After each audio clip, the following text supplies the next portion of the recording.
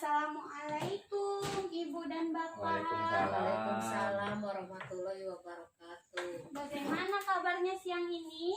Baik. Oh, sudah sangat baik ya, sangat semangat juga. Seperti janji kita tadi pagi, di sini saya akan melakukan pendidikan kesehatan mengenai tekanan darah tinggi yang telah di perjanjian sebelumnya. Apakah setuju? Setuju. Sebelumnya ada yang ingin Ibu tanyakan? Tidak ada. Kalau begitu, saya akan kontrak waktu dengan Ibu dan Bapak mengenai prosedur tindakan yang akan saya lakukan sekitar 10 sampai 15 menit ke depan ya. Ya. Setuju? Setuju. Nah, sebelum memberikan pendidikan kesehatan, saya akan menjelaskan prosedurnya terlebih dahulu dan menjelaskan hal yang lain yang akan saya jelaskan ya. Pertama, prosedurnya itu ada pembukaan, lalu ada isi, dan ada evaluasi serta penutup. Nah, pembukaan telah kita lakukan dengan baik tadi. Sekarang saya akan melakukan pendidikan kesehatan dengan prosedur isinya.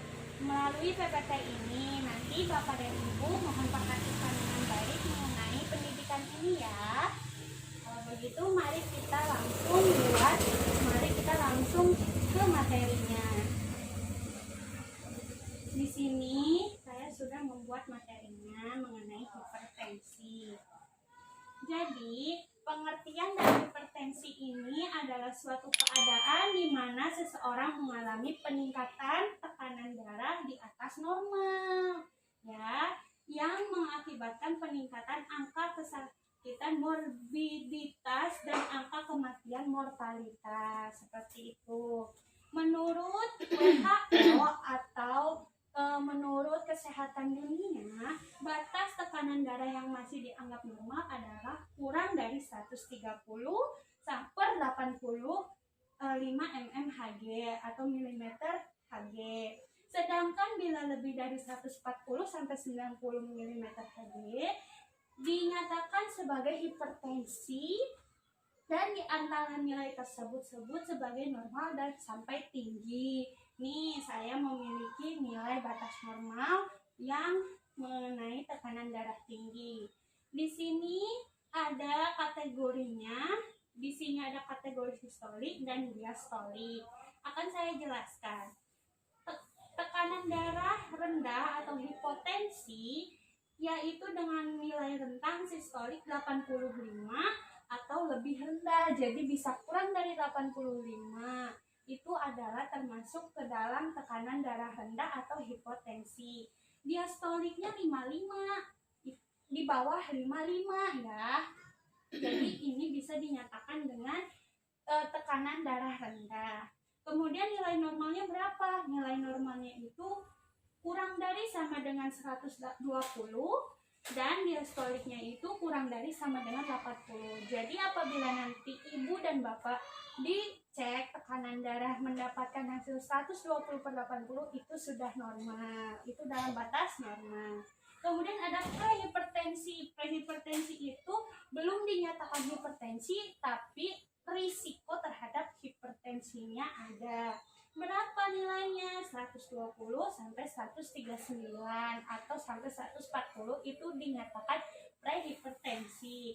Lalu diastoliknya itu 80 sampai 89 atau 90 itu dinyatakan prehipertensi. Jadi jika nanti ada pengecekan yang dinyatakan hasilnya sekitar ini, diastolik dan sistoliknya, maka itu sangat rentan terhadap hipertensi. Harus selalu menjaga kesehatan tubuh dan pola gaya hidup sehat ya. Lalu ada tekanan darah tinggi, hipertensi tahap 1. Jadi hipertensi ada beberapa tahap. Yang pertama tahap 1 nih. Tahap 1 nilai sistoliknya 140 sampai 159. Itu sudah dinyatakan hipertensi tahap 1. Diastoliknya 90 sampai 99. Itu dinyatakan hipertensi tahap 1. Kalau tahap 2-nya bisa lebih dari 160 sampai diastoliknya bisa lebih dari 100. itulah yang dinyatakan dengan hipertensi, sangat rentan terhadap komplikasi yang terjadi ya.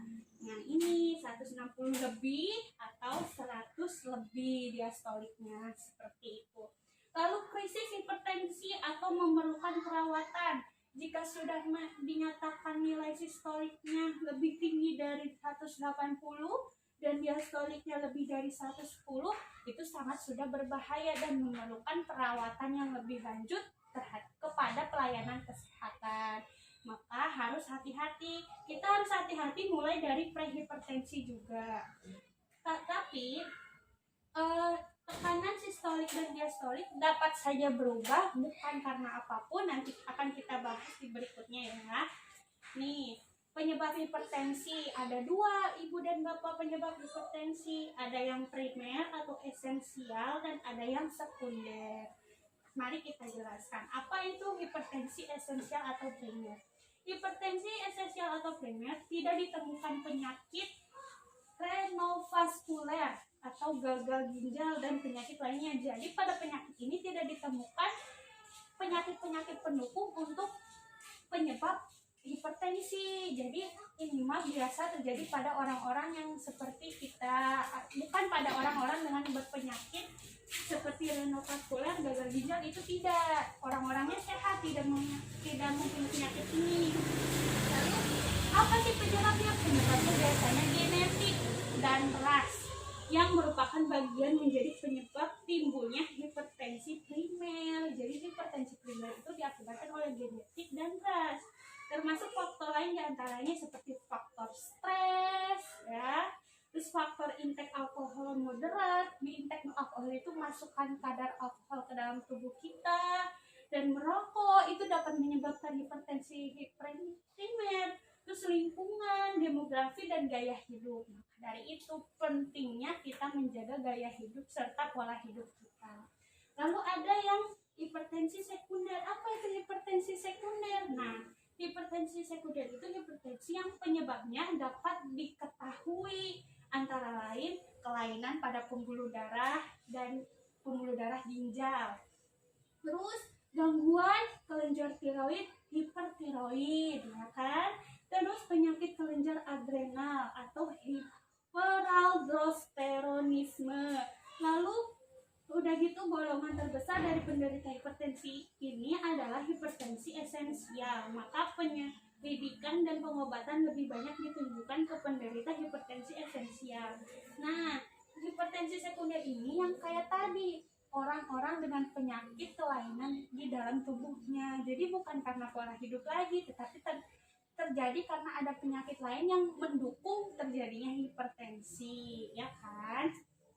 Lalu tanda gejalanya apa aja? Mari kita bahas. Tanda gejala yang sebagian besar tidak ada gejala. Jadi ada beberapa orang yang tidak merasakan gejala terjadinya hipertensi.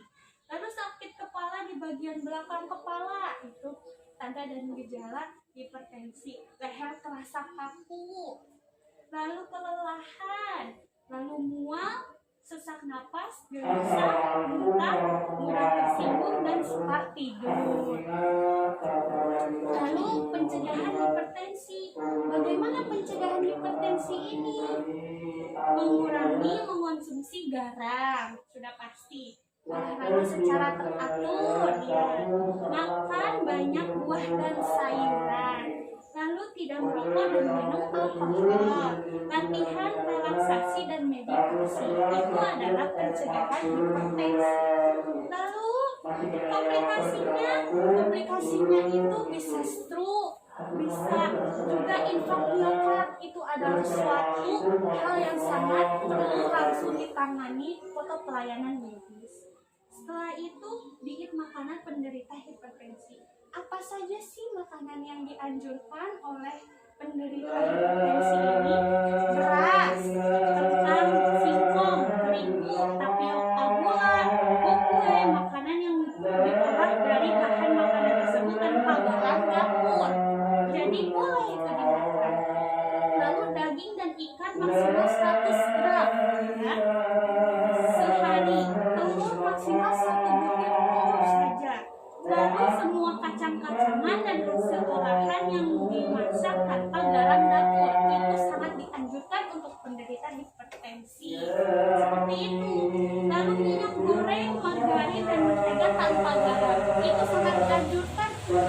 dianjurkan.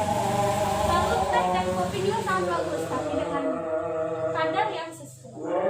Bubuk kering yang tidak mengandung garam itu sangat dianjurkan. Inilah diet makanan yang dianjurkan untuk pasien hipertensi.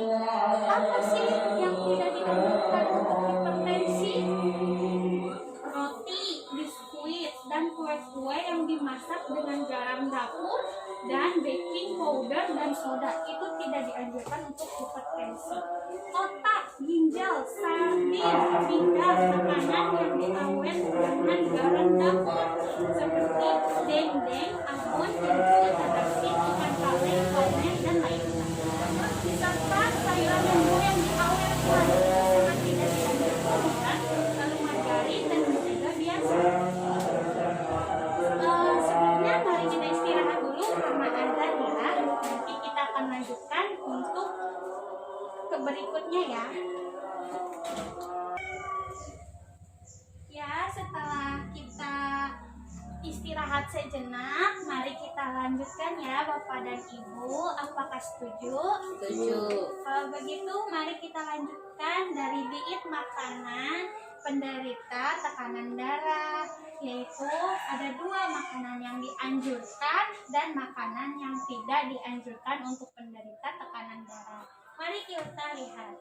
Pertama yang dianjurkan terlebih dahulu, yaitu ada beras, kentang, singkong, terigu, tapioka, gula, hungkwe, makanan yang diolah dari bahan makanan tersebut tanpa garam. Dapur dan soda seperti makaroni, mie, bihun, dan roti. Itu adalah makanan yang sangat dianjurkan tanpa adanya garam. Itu makanan yang sangat dianjurkan untuk penderita hipertensi. Lalu yang kedua ada daging dan ikan, maksimal 100 gram per hari.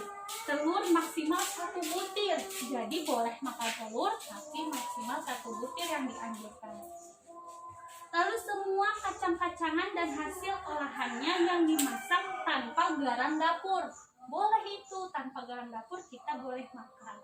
Lalu semua sayuran dan buah segar yang diawet tanpa garam dapur dan natrium benzoat itu boleh dimakan.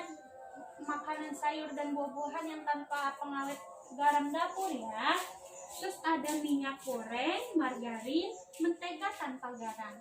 Lalu ada teh dan kopi dengan takaran yang sesuai. Tidak dianjurkan untuk banyak-banyak, tapi dianjurkan dengan takaran yang sesuai. Lalu bumbu kering yang tidak mengandung garam. Intinya adalah makanan yang dianjurkan yaitu tidak mengandung garam. Itu adalah inti utama. Kemudian makanan yang tidak dianjurkan. Makanan yang tidak dianjurkan seperti tadi yang dibahas.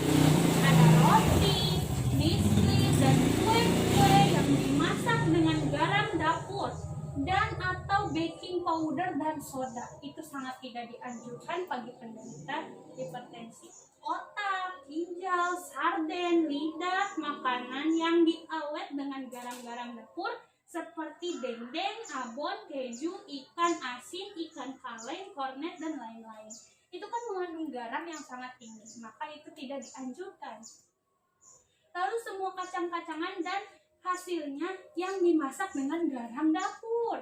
Itu tidak boleh ya ibu-ibu. Terus ada ikatan natrium lainnya atau ikatan-ikatan natrium lainnya itu tidak boleh ya. Terus sayuran dan buah yang diawetkan dengan garam juga tidak boleh. Lalu margarin dan mentega biasa itu tidak boleh karena itu mengandung garam yang tinggi, jadi tidak dianjurkan untuk bagi penderita. Lalu minuman ringan itu seperti apa? Teh gelas, teh pucuk itu tidak dianjurkan ya. Nah, pemberian materi telah selesai. Apakah ada yang ingin ibu bapak tanyakan? Tidak, sementara ini sudah mengerti. Sudah cukup? Kalau begitu, saya akan menanya kepada Bapak dan Ibu. Apakah siap? Coba sebutkan apa yang makanan yang tidak dianjurkan bagi penderita hipertensi. Ada yang bisa jawab? Pada intinya seperti yang telah diuraikan tadi, makanan-makanan yang mengandung garam dapur itu tidak dianjurkan untuk dikonsumsi. Cuman itu yang mungkin masuk ke pikiran saya. Bagaimana Ibu? Iya, makan ikan asin nggak boleh. Makanan yang mengandung garam tinggi nggak boleh. Roti, mie nggak boleh.